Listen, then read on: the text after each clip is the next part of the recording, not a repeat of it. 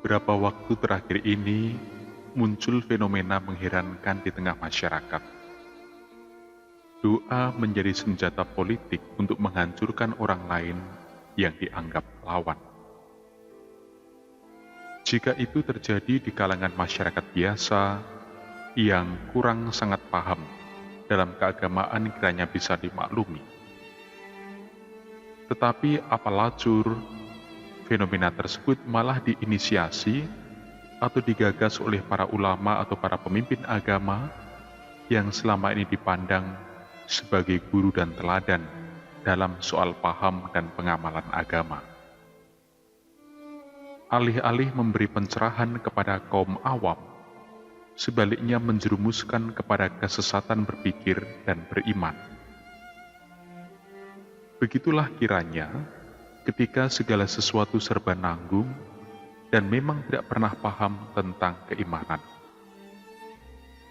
Untaian doa yang semestinya menjadi kalimat mulia dan suci untuk memuji kebesaran Yang Maha Kuasa, diubah semaunya menjadi kalimat kutukan bagi sesama. Kira-kira Tuhan macam apakah yang disembah dengan kata-kata kutukan dan makian? Semakin membingungkan kita, ternyata tidak sedikit pula orang yang mengamini doa semacam itu, bahkan ada yang berani menjadi martir untuk itu.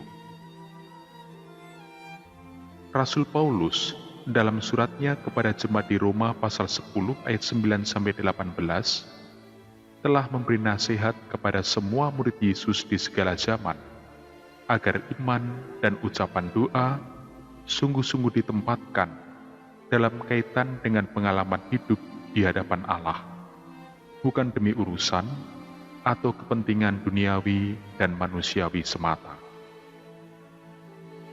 Iman dan doa adalah sarana penyucian hidup orang beriman.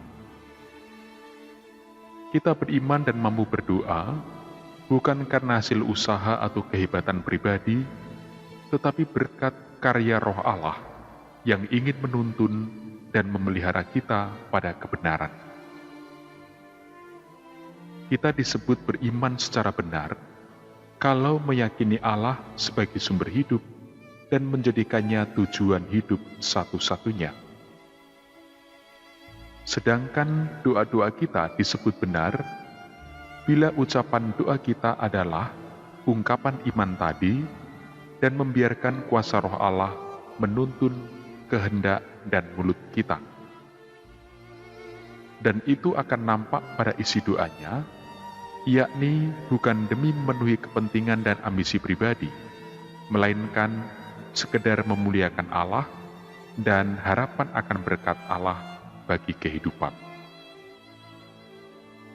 Kalau begitu bisa dipastikan adalah seorang yang berbohong kalau ia mengaku beriman tetapi tidak mau berdoa.